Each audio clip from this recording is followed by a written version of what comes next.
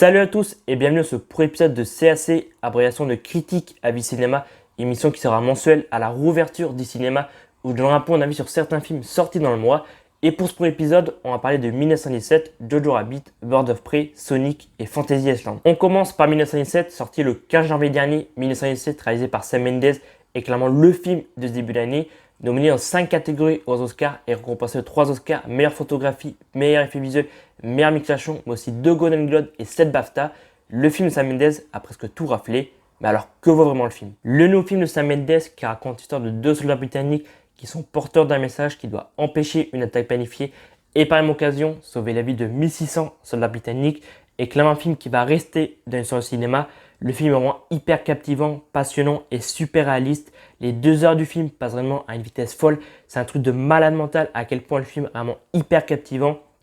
Les décors et les costumes sont magnifiques, tout comme les visuels. Et voilà, par rapport à l'Oscar des meilleurs visuels, voilà, clairement c'est pour ça qu'il a eu l'Oscar des meilleurs effets visuels 1917. Et puis on a évidemment le plan séquence à la fin qui est un bijou qui clairement va rester dans le cinéma. Sam Mendes a fait un plan séquence à la fin qui est complètement fou. Donc si clairement vous n'avez pas encore vu 1917, foncez le voir dès que vous pouvez. Et bien évidemment, à la rouverture des salles des cinémas, s'il est toujours diffusé, foncez le voir parce que c'est clairement un film à ne pas louper. Et c'est déjà un grand classique dans l'histoire du cinéma. On passe maintenant à Jojo Rabbit, sorti le 29 janvier dernier, qui est le nouveau film de Taika Waititi, qui a notamment réalisé le très bon Thor Ragnarok chez Marvel Studios. Voici dernièrement un épisode de la série The Mandalorian, série Star Wars, qui est disponible sur Disney+.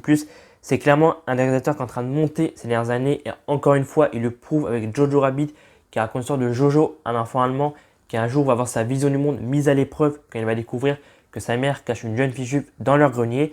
Le film, on peut dire, aborde un sujet sensible puisqu'il parle du nazisme. Et comme je disais, Taika Waititi prouve son grand talent de réalisateur encore une fois, puisqu'il tourne ça autour de la comédie avec un scénario original, ce qu'il a d'ailleurs eu son premier Oscar pour meilleur scénario adapté, voici un BAFTA. Le film est drôle, touchant, l'histoire fonctionne à merveille avec un très bon scénario et un excellent casting. Et puis Taika Waititi, clairement incroyable dans le film, c'est un truc que j'aime beaucoup chez lui. Voilà, il réalise les films et puis il joue dedans. Dans Thor Ragnarok, il jouait le rôle de Korg Goumiek, enfin je sais plus, mais Korg Goumiek il jouait. Et clairement, c'est un truc que j'aime beaucoup chez lui. J'aime beaucoup les réalisateurs qui réalisent des films, qui jouent aussi dans leurs films. Voilà, clairement, il est incroyable dans le film, dans le rôle de, il joue le rôle de... Et clairement, il est incroyable. Le film fait vraiment du bien. On sent avec le sourire dans la salle. Bon, bien évidemment, quand je dis ça, c'est parce que moi j'ai vu le film au cinéma quand les cinémas étaient encore ouverts. Donc si clairement, comme 1917, à la réouverture des cinémas, je ne sais pas quand ça va rouvrir, mais quand ça va rouvrir, si clairement Jojo Rabbit est encore diffusé dans certains cinémas, clairement foncez le voir parce que vraiment c'est un des meilleurs films pour moi de ce début d'année. Et voilà, c'est à voir si ce n'est pas déjà fait parce que vraiment le film est très bon. On passe au troisième qui est Birds of Prey, sorti le 5 février dernier. Birds of Prey est le nouveau film d'Disney réalisé par Cathy Yan qui m'enseigne le personnage de Harley Quinn interprété par Margot Robbie qu'on a déjà vu en 2016 dans Suicide Squad et qui est le droit à son propre film qui a quand même surpris pas mal de personnes. Certains fans de DC s'attendaient à d'autres films DC, mais DC ont choisi de faire un film sur Harley Quinn et elle a donc changé de look après sa rupture avec le Joker. Le Joker interprété par Jared Leto dans Suicide Squad, mais vu qu'on a eu un nouveau Joker avec Joaquin Phoenix par rapport au film Joker qui est sorti l'année dernière, clairement ils ont fait une histoire comme quoi elle a rompu avec le Joker. Et franchement, pour être très honnête, j'ai trouvé le film vraiment pas ouf. Pour moi, on s'ennuie pendant une grande partie du film. Le seul moment où clairement c'est plutôt intéressant, c'est le final. Je trouvais le final plutôt cool avec tous les personnages féminins. Mais ouais, dans l'ensemble, c'est franchement loupé pour moi. Le seul point positif, je dirais, c'est Margot Robbie qui interprète Harley Quinn, qui est incroyable clairement dans le rôle d'Harley Quinn. Tu sens qu'elle s'éclate à interpréter ce rôle personnage. Et puis voilà, ses costumes sont grave stylés. Dans Suicide Squad, le costume, elle avait qu'un seul costume. Mais là, clairement, dans Birds of Prey, elle a plusieurs costumes. Et clairement, je trouvais les costumes grave stylés. Donc ouais, franchement, pour moi, Birds of Prey est loupé. Et je pense qu'il va très vite se faire oublier. C'est clairement dommage parce que quelques mois plus tôt avec Joker, clairement, le pari était réussi. Et puis le film a eu vraiment un succès monstre. Et puis quelques mois plus tard, ils font Birds of Prey. Et vraiment, le film est pas ouf clairement pour moi. Enfin, clairement le film pour moi il est déjà oublié, j'en parle maintenant parce que je voulais faire la critique, mais voilà, j'ai tout rassemblé dans ce premier épisode de CAC. Mais ouais, clairement Birds of Prey pour moi est loupé. J'espère qu'ils n'auront pas fait une suite, même si j'aime beaucoup Margot Robbie qui interprète Harley Quinn. Clairement je trouve qu'après Joker ils auraient peut-être dû attendre un peu plus et peut-être faire le film plus tard. Après je sais pas si ça aurait été mieux. Mais ouais, clairement j'aimerais bien revoir le personnage d'Harley Quinn interprété par Margot Robbie parce que j'aime bien Margot Robbie dans ce rôle. Et je trouve qu'elle se débrouille très bien. Je trouve que voilà, je ne vois pas une autre artiste que Margot Robbie dans le rôle de Harley Quinn. Donc voilà, pour moi, Birds of Prey, il est loupé. Je ne sais pas si vous avez aimé, dites-moi ça en commentaire. Mais voilà, c'est vraiment dommage parce qu'après Joker, clairement, je m'attendais à beaucoup mieux, mais voilà, c'est comme ça. On passe au suivant, qui est Sonic, sorti le 12 février dernier et qui est réalisé par Jeff Weaver et qui raconte donc l'histoire du célèbre hérisson bleu adapté du jeu vidéo créé par Sega. Dans ce film, Sonic arrive sur Terre. Après quelques années passées sur Terre, il va faire la rencontre de Tom, avec qui il va faire équipe pour sauver la planète et aussi empêcher le diabolique Dr. Robotnik de capturer Sonic par la même occasion.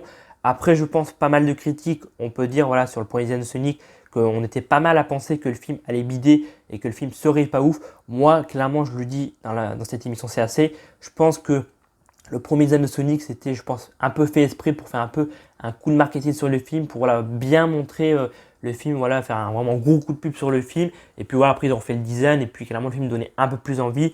Donc ouais, clairement, je pense que c'est un peu un coup de marketing. Après, voilà, peut-être que c'est le cas, peut-être que c'est pas le cas.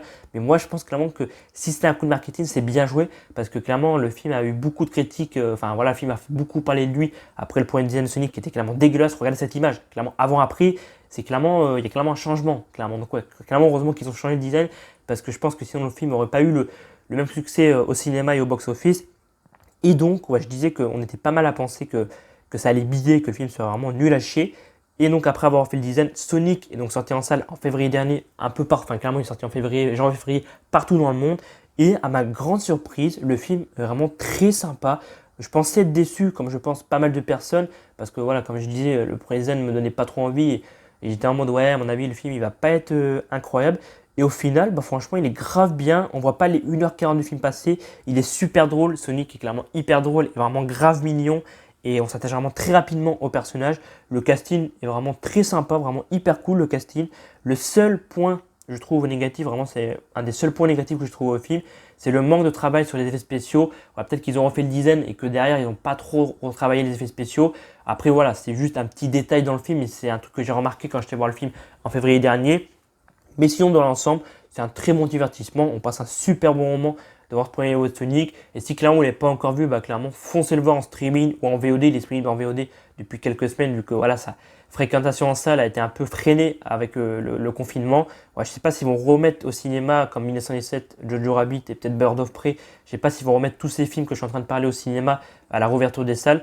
Mais ouais, clairement, très bon Sonic, clairement. Je ne m'attendais pas à un film aussi bon, aussi drôle et vraiment que Sonic soit aussi attachant.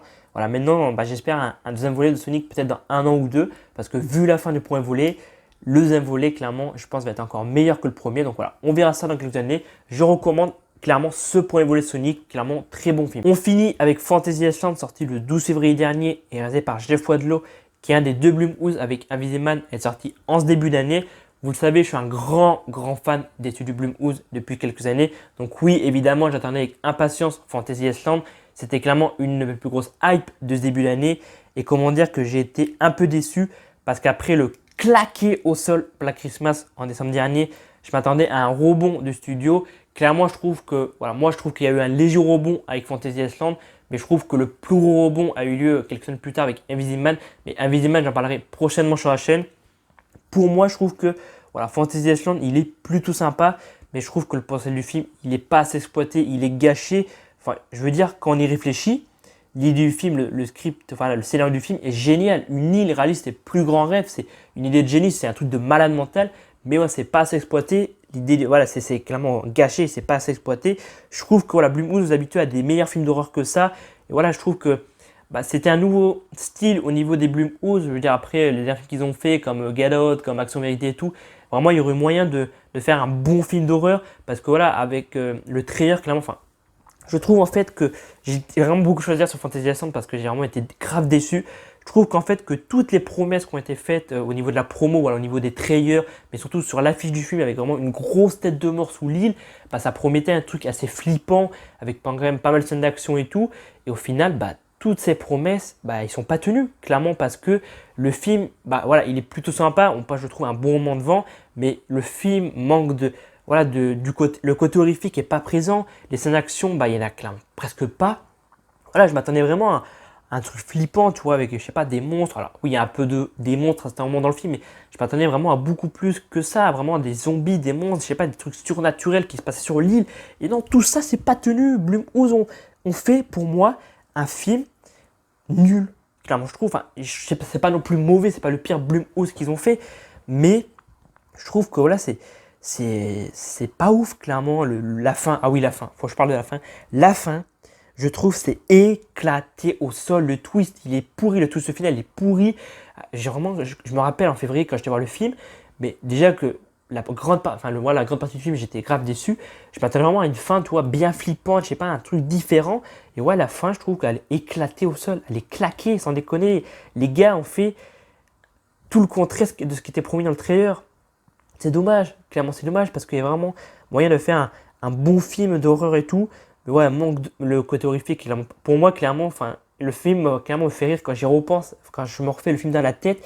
Pour moi, c'est pas un film d'horreur, c'est un film comédie le truc. Parce que il n'y a pas de côté horrifique, il y a presque pas de scène d'action. Voilà, clairement, je suis déçu par Fantasy Island. Je sais pas ce que vous avez pensé. Voilà, si clairement vous n'avez pas encore vu le film et que vous voulez le voir pour faire flipper, je pense qu'il faut mieux aller voir des films comme Les Conjuring, La Nonne que j'ai vu dernièrement ou La Malédiction de la Dame Blanche. Je pense que là, oui, vous allez bien flipper. Alors que Fantasy Island, ça, je pense plus vous faire rire que faire flipper. Voilà. Après, un petit point aussi sur le casting. Le casting est très bon. On a Lucy Hall qui avait joué dans un Blumhouse aussi dans Action Vérité il y a quelques années. Donc je trouve ça cool qu'elle joue dans Blumhouse parce que je l'avais bien aimé dans Action Vérité. On a aussi Michael Cena, je crois. Michael Cena que c'est un acteur que j'aime beaucoup et qui est aussi très bien dans le film. Puis on a aussi les autres acteurs et actrices qui sont bien aussi. Voilà. Pour moi, je trouve que Fantasy Island, il est sympa, mais voilà, il y a un manque horrifique. Enfin, voilà, le manque horrifique. Voilà, je veux dire, voilà, il y a un manque d'horreur, d'action et tout ce qui était promis sur les affiches, dans le trailer et tout. Voilà, je trouve que c'est un bon divertissement, ça se regarder. Mais voilà, c'est pas le meilleur Blumhouse. Je trouve que voilà, après Black Christmas, en fait, voilà, par rapport à Black Christmas, je trouve que c'est un des pires Blumhouse avec Black Christmas. Je dirais que Black Christmas, il est premier au niveau des pires Blumhouse. Et puis derrière, on a juste Fantasy Island. C'est dommage parce que c'était, je trouve, un nouveau style que Blumhouse voulait essayer. Alors évidemment, quand on regarde le box-office, il a remboursé, je crois, le budget. Mais il ne faut pas que Blumhouse se repose sur ses lauriers, clairement. Parce que voilà, ils nous ont habitués à des meilleurs films que ça. Bon, on a eu Get Out, on a eu Us, on a eu Action Vérité, on a eu la saga The Purge.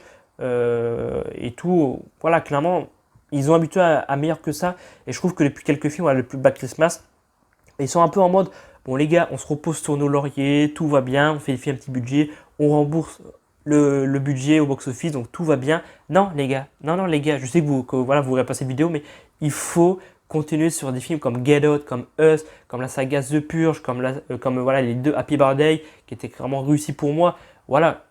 Faut continuer. Voilà. Pour moi, voilà. Je sais pas si vous avez vu Fantasy Island, mais clairement, grave déçu. Voilà. Voilà, j'ai rien d'autre à dire, je suis déçu par Fantasy Island. Et voilà, c'est la fin de cette première émission CAC. J'espère que cette première émission et nouveau concept sur la chaîne vous aura plu. N'hésitez pas à me dire en commentaire si vous avez vu tous les films que j'ai parlé dans la vidéo, ce que vous avez pensé. Et moi, je vous dis à dans quelques jours pour de nouvelles vidéos. Et puis à bientôt pour un nouvel épisode de CAC. C'était Alban F. Salut.